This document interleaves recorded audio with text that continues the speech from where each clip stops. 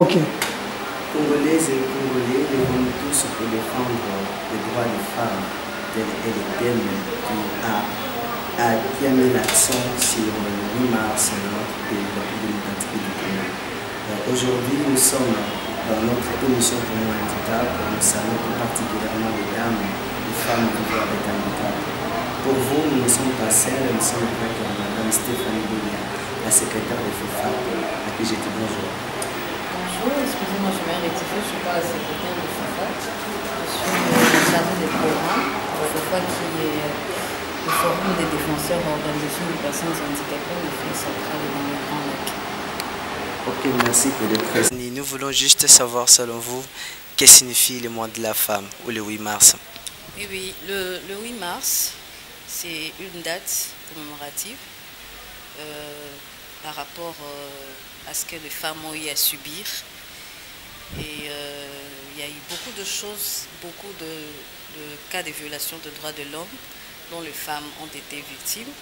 Je me souviens, en 8 mars, le 8 mars 1957, il y a eu, je crois, 129 femmes qui travaillaient dans une usine de fabrication de textiles, qui ont été, en fait, qui revendiquaient leurs droits, l'égalité des salaires entre hommes et femmes, et la réduction des heures des services, parce que la femme, en fait, elle s'occupe aussi du foyer, donc les heures des services devaient être réduites.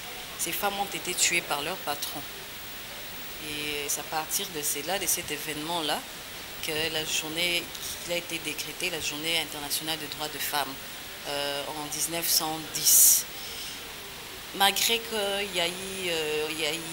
on a eu à décréter la journée internationale des droits des femmes en 1910, la lutte est indescriptible en matière de droits des femmes dans différents pays, dans tous les continents. Il y a encore beaucoup à faire, surtout dans le continent africain, et particulièrement parce que je suis africaine. Ce sont des réalités que nous vivons au quotidien. Il y a beaucoup de femmes avec handicap qui subissent des inégalités suite aux problèmes des coutumes, des traditions. Par exemple au Kassai, parce que j'ai vécu pendant 8 ans au Kassai, à Mbujimaï, où la place de la femme c'est à la cuisine. Donc la femme est faite pour être dans le ménage, la femme ne peut pas travailler. Mais aujourd'hui quand même on voit avec tout ce qu'on organise à partir de la journée internationale des droits des femmes, il y a des mouvements associatifs des femmes, il y a beaucoup de structures qui ont été mises en place avec ces mouvements sur la journée internationale des droits des femmes. On voit quand même des avancées sur le droit des femmes. Aujourd'hui, on voit la femme être autonome, on voit des femmes lutter, on voit des femmes participer à la vie politique et publique, des femmes candidates aux élections à tous les niveaux, même dans notre pays. On a vu ça, on voit, je donne l'exemple de la présidente de l'Assemblée nationale en RDC, c'est une femme.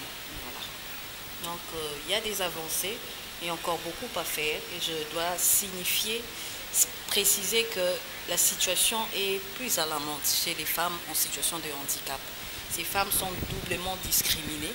D'abord parce qu'en général, les femmes sont discriminées. Elles sont doublement discriminées parce que d'abord, il y a la discrimination liée à leur sexe, puisqu'elles sont femmes. Et de l'autre part, il y a la discrimination liée à leur handicap. Nous connaissons qu'en général, la personne vivant avec handicap subit beaucoup de violations beaucoup de violations de droits de l'homme liées dans différents domaines. Et on voit là sur le domaine de l'accessibilité, l'éducation, beaucoup de choses. Levons-nous tous pour défendre le droit des femmes. Qu'est-ce que les femmes vivant avec handicap font déjà pour défendre leurs droits? Les femmes vivant avec handicap, particulièrement en RDC, ont eu à organiser beaucoup d'activités, ont eu à mener différentes actions pour faire entendre leur voix. Je vais donner, je suis la chargée des programmes du FOFAC, mais je fais partie d'une organisation, je pourrais dire organisation mère, qui est la Fédération nationale des associations de personnes avec handicap du Congo, la FENAFACO. Et à travers le département national des femmes, enfants et familles de cette plateforme, il y a eu beaucoup d'actions qui ont été réalisées pour faire entendre la voix de la femme vivant avec handicap. On est aujourd'hui actuellement au 7e congrès national des droits des femmes avec handicap. La FENAFACO a organisé 7 congrès pour faire entendre la voix des femmes avec handicap. Dernièrement, le congrès a eu lieu en 2019, au mois d'octobre, à Matadi, toujours pour éveiller la conscience de la femme avec handicap. Il y a des différentes activités de plaidoyer que la FENAFACO a eu organisées pour défendre le droit des femmes avec handicap. Les FOFAC organisent aussi des différentes activités de sessions d'évaluation sur le droit civil et politique des femmes. Le FOFAC a eu organisé la table ronde sur le droit des femmes avec handicap en Afrique centrale qui a eu lieu en République du Congo, précisément à Brazzaville. Donc plusieurs activités nous organisons pour défendre le droit des femmes. On ne baisse pas les bras. Et on voit quand même des avancées aujourd'hui. Il y a beaucoup de femmes avec handicap qui ignoraient leurs droits, mais qui connaissent leurs droits, qui connaissent qu'il existe des instruments juridiques garantissant leurs droits, en l'occurrence la Convention relative aux droits des personnes handicapées. Dans notre pays, la RDC est partie. Il y a la Convention sur l'élimination de toute forme de discrimination à l'égard des femmes, la CEDEF. Il y a le protocole de Maputo, que beaucoup de femmes avec handicap ignoraient, mais qui connaissent aujourd'hui à travers nos différentes activités de sensibilisation que nous organisons. J'aimerais souligner que bien que nous organisions ces activités, en tant qu'ONG, notre rôle est supplétif. On peut organiser, on peut éveiller la conscience de la femme, on peut faire des activités de plaidoyer, mais la grande responsabilité pour apporter un changement signifiant en faveur des femmes avec handicap relève de l'obligation de l'État. Qui dit défendre le droit, dit manifestation, les organisations. Est-ce que les femmes valides associent aussi les femmes vivant avec handicap dans des manifestations? Oui, surtout actuellement, on voit vraiment les mouvements associatifs des femmes, associer les femmes avec handicap. Et même les ministères du genre qui associent les femmes avec handicap. En tout cas, plus nous, les femmes avec handicap, nous sommes visibles par nos actions. Il y a des mouvements associatifs des femmes en général qui nous associent aussi. Parce qu'en fait, si dans cette lutte pour le droit des femmes, en général, les femmes dites valides négligent les femmes en situation de handicap, ce serait nul. Parce que quand on parle de femmes, on voit femmes avec handicap et femmes valides. Donc toutes, nous devons être unis afin que nos droits soient réellement respectés. Et est-ce que les femmes vivant avec handicap ont aussi l'accès facile au mariage? Bon, dire accès facile, vous savez, on a encore un problème des préjugés dans notre société, la société africaine, congolaise en particulier, parce qu'il y a d'autres États africains où les choses ont déjà changé. Le handicap est conçu d'une autre manière. Quand on voit une femme avec handicap, une personne avec handicap, on la considère comme toute autre personne. Chez nous, ici, en RDC, il y a encore un long chemin à parcourir.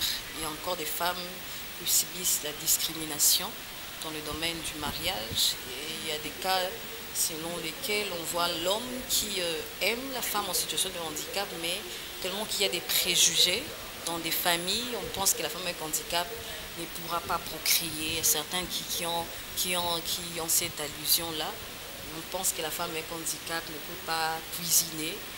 Et voilà, vous verrez que l'homme qui aime la femme, mais après, il se laisse influencer négativement par sa famille, ce qui fait que la relation n'aboutit pas au mariage. Donc il y a encore cet obstacle-là.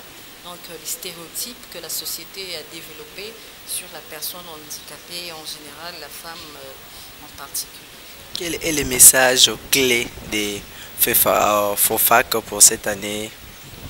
Le FOFAC, c'est une organisation sous-régionale. Le FOFAC lance un appel fort. Puisque nous sommes au mois de la femme, le FOFAC prévoit aussi d'organiser une activité pour évaluer la situation des droits des femmes. Nous lançons un appel fort surtout aux décideurs. Les décideurs, nous leur demandons de vraiment s'impliquer en matière des droits des personnes avec handicap. S'il y a des institutions qui s'occupent des personnes avec handicap, comme chez nous, nous avons les ministères en charge des personnes, le ministère délégué auprès des affaires sociales, en charge des personnes vivant avec handicap et autres vulnérables. Je dirais que la situation de handicap n'est pas l'apanage de ces ministères. La question sur le handicap doit devenir une question multisectorielle pour apporter le changement dans les conditions de vie des personnes avec handicap. Nous insistons là-dessus. Tous les ministères, toutes les institutions publiques doivent prendre en compte la question sur le handicap. Parce que nous connaissons beaucoup de personnes qui étaient des personnes valides, dites valides, mais qui aujourd'hui, avec des maladies, des affres de guerre, des accidents de route, des circulations, qui sont devenues des personnes porteuses de handicap. Donc, selon certaines études, on vit avec 86% de devenir personnes en situation de handicap avec toutes ces réalités-là.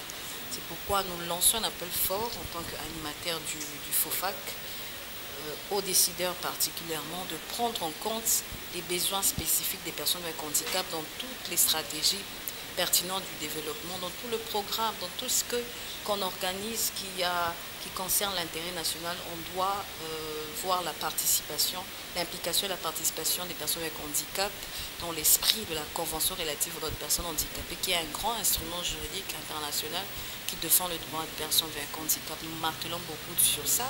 Il y a aussi le protocole à la Charte africaine des droits de l'homme et des peuples relatifs aux droits de personnes handicapées en Afrique, qui n'a pas encore été ratifié par certains pays d'Afrique, en l'occurrence la République démocratique du Congo. Et nous faisons le plaidoyer, le FOFAC, pour que les gouvernements de la RDC puissent ratifier cet instrument juridique. Ok, madame, nous vous demandons de faire un appel direct aux femmes qui vous suivent vivant avec handicap. S'il y a un appel direct à faire, que diriez-vous? Bon, en fait, moi je dirais que dans la vie, en fait, la vie n'est pas facile. La vie est un combat. J'aimerais encourager toutes les femmes vivant avec handicap qui me suivent. La vie est un combat pour toute personne, que ce soit la personne dite valide, que ce soit la personne avec handicap. Tout dépend de notre vision, tout dépend de notre manière de nous affirmer. Que vous soyez en situation de handicap, si vous êtes positif, vous êtes déterminé, vous savez vous affirmer au sein de la société, vous prouverez le contraire, vous verrez que votre vie avancera normalement. Le handicap en soi n'est pas un frein. Le handicap en soi n'est pas une barrière à la participation d'une personne aux activités sociales, mais ce sont des différentes, comment je peux dire, il y a des stéréotypes, il y a des barrières liées à l'accessibilité, tout ce que les personnes dans la communauté mettent à l'égard des personnes avec handicap, face à des personnes avec handicap qui constituent une barrière. Comme je l'ai dit, le problème d'accessibilité, le problème de l'éducation, on voit que l'éducation n'est pas effectivement inclusive, tout ça, ça constitue une barrière. Donc, nonobstant cela, je demande aux femmes avec handicap de ne pas baisser les bras, de surmonter tout ce qui est comme barrière, d'être positif. Si un message si important comme ça, nous ne pouvons pas rater cette opportunité de donner aussi à ceux-là qui ne savent pas ou qui ne maîtrisent pas la langue française d'écouter au moins lingala. Ce qu'on met en lingala pour les femmes qui ont un handicap. Ok, na CPI makasi, kozala personne vivant avec handicap, eza nango suka bomoi te. Ozala personne oza avec handicap, ozala muto oza kotambola ou bien komona oza na état normal, mutu nyonso na vie eza bitumba. C'est vrai que personne avec handicap a difficulté eza mingi. Par rapport à la situation sociale, il y a beaucoup de situation de l'homme en général, les actes sont déjà en difficulté. Si on a en situation de handicap, on se découragé, on va perdre espoir. Donc, on a adhérer à un mouvement associatif. À partir de l'association, l'organisation de Boboye, droit na bino, beaucoup se retrouver, beaucoup monde que handicap est dans les camotés, aux amours de la moutonionso.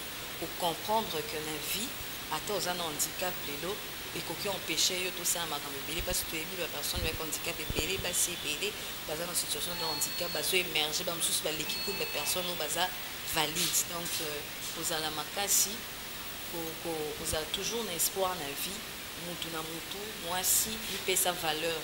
C'est ça pour nous un handicap, mais on à la merci à Mibali, pas exploiter sexuellement, non. Valeur nous avons créé à na particularité naie à na étoile à na valeur à na katina il faut y découvrir on nous avons na katina yo mpona ete ozala na valeur na kati ya société. Soki yo moni mutu pamba, alors bato zingazinga na mpe baomona mutu pamba. Mais soki yo moko omutie vision que s'affirmer ou olakisa ba potentiel oza nango makasi oza nango dans différents domaines, so oza na ba potentiel nzambe atia na kati na yo, soit na informatique, soit na esthétique, soit na coupe couture, pourquoi pas na politique okoki mpe koémerger. Donc na mutu nzambe atie na mokili ozala handicapé, ozala valide, na mutu aza na ntina. Ah, Madame topesi yo matondi mpona message ya kitoko olancer pana bandeko na yo. Merci beaucoup. Nous vous disons merci déjà pour votre disponibilité. Cela nous a été cher. Ok, je vous en prie, on est ensemble. Merci beaucoup. Très chers téléspectateurs, vous et moi, nous avons compris que vivre avec un handicap, ce n'est pas un frais. Et pour aujourd'hui, nous vous disons merci pour tout ce que vous faites comme femme, se combattre et se battre pour défendre vos droits. Ça, c'est une bonne chose. Nous vous promettons d'être là prochainement et nous vous disons merci. À la prochaine édition.